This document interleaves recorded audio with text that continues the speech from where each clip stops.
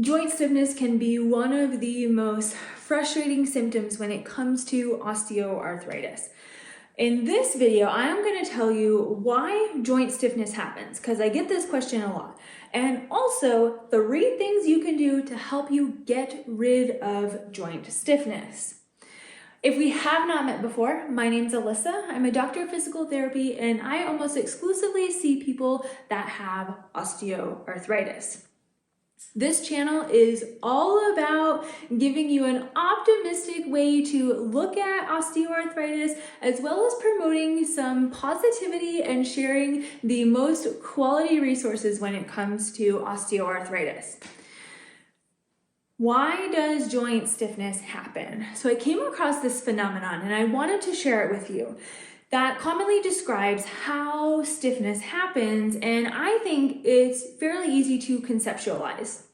So if you think about things like melted butter or candle wax or just regular wax, say if you've ever dealt with like eyebrow wax or skin wax, with all of these things, as you heat them up or as you get them warm, the liquid then becomes thinner. It becomes more viscous. On the other hand, if you let it just sit at room temperature, not mixing it, not doing anything, it thickens.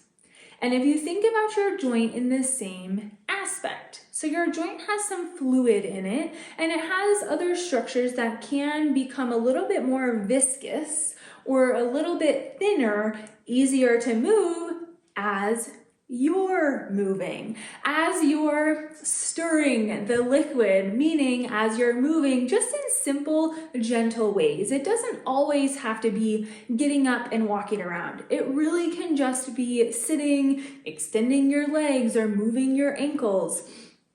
But that is one way to help kind of mix up or to kind of warm up that liquid. Now, the longer that you stay in one position or the longer that you're not moving, well, that liquid can get a little bit thick and it can make it harder to move, but also can create more friction, meaning that the joint may get irritated as it moves through the range of motion. And so if you think about it in that way, it's a little bit easier to conceptualize like, hey, movement can actually be beneficial, obviously making sure that the movement itself is not flaring up or irritating pain. That's an important one.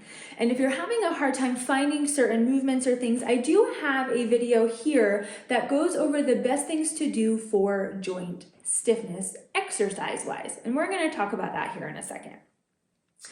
And now we kind of understand, now obviously there's a lot more physiologically and it can be a lot more complex, but if we think about it in these more simple terms, it makes it easier to see maybe how movement can help. There are 3 ways that can help you get rid of or at least reduce the frequency and the severity of your joint stiffness.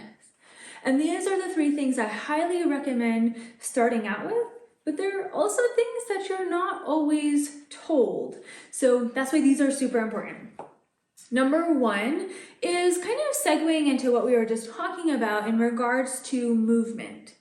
Now, the movement should be gentle but frequent, and I usually tell people try to move every 15 to 30 minutes, especially if you find yourself having to sit for a prolonged period of time. Just doing some simple movements, like I had mentioned previously, extending your legs, moving your ankles, anything you can do to kind of warm up or mix up that fluid and use your muscles to pump out some of that swelling if you are dealing with some of that. So every 15 to 30 minutes, try to move your legs, move your arms, move your trunk if your back is hurting you. Anything you can do to move that joint that typically gets stiff, the better. Of course, you do want to make sure that it's not necessarily a movement that's going to cause irritation or going to increase pain. So find something that feels gentle. I do have lots of ideas on this YouTube channel in particular, so go ahead and you can head to this video to get started with for some ideas. Number 2 is getting up and walking. And I know that you may think, okay, you know, that would be great if I could do that every 15 to 30 minutes, but I usually don't necessarily have time to go out and do a walk every 30 minutes. You can actually do it also in a very, very small space. So say at a desk or at a couch or at a counter. You don't necessarily have to get up and go walk 1,000 steps. You can do simple things here. And this also is applicable if walking typically flares up your pain. One simple thing you can do is actually take the small space and just move in that space. So for example, taking steps sideways, take 3 to 4 steps sideways and 3 to 4 steps the other way, and continue with that for a couple of minutes.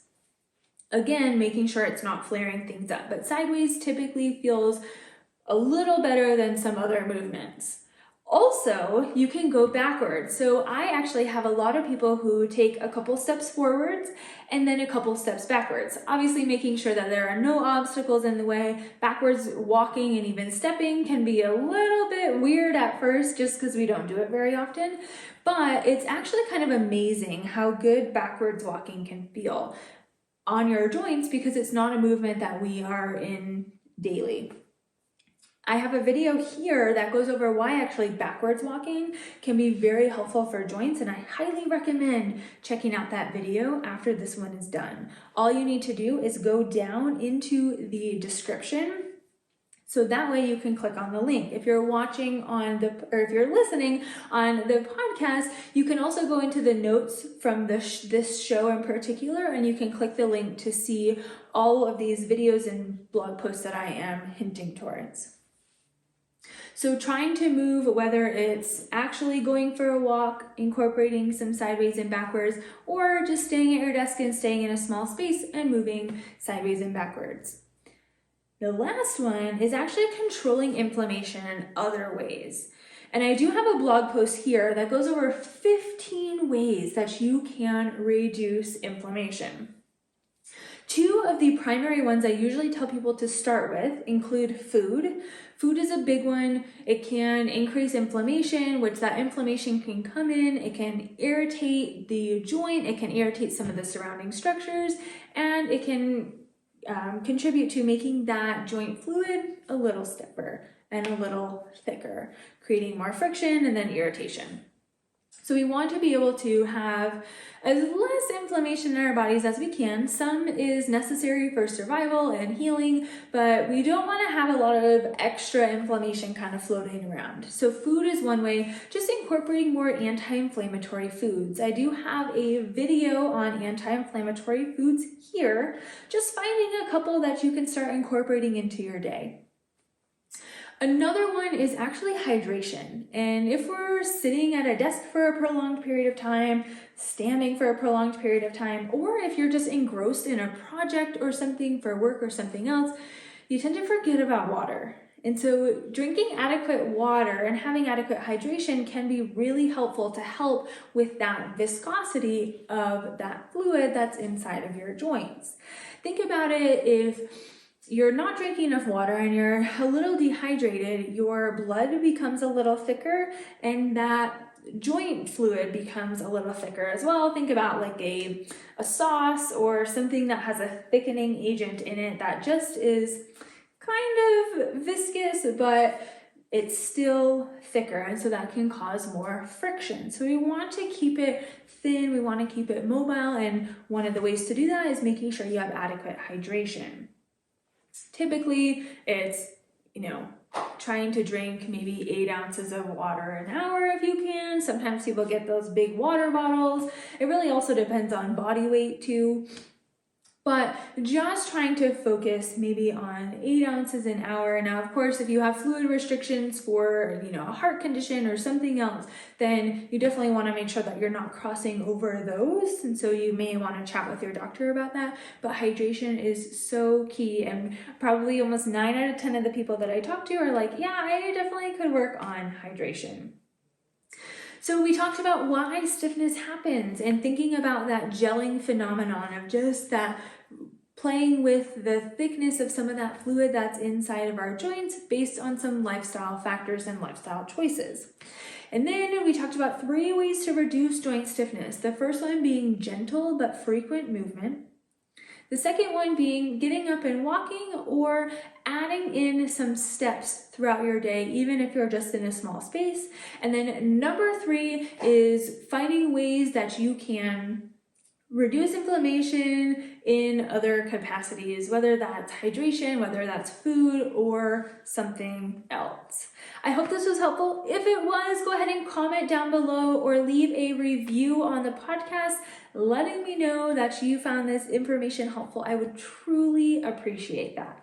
Also, if you're not subscribed to the YouTube channel, you'll see a red button down below that says subscribe. If you go ahead and click that, you'll get notifications when I do release new videos. And then if you're on the podcast, you can also subscribe to the podcast by clicking a button that says subscribe. And so that way you'll get notified when new podcast episodes are out.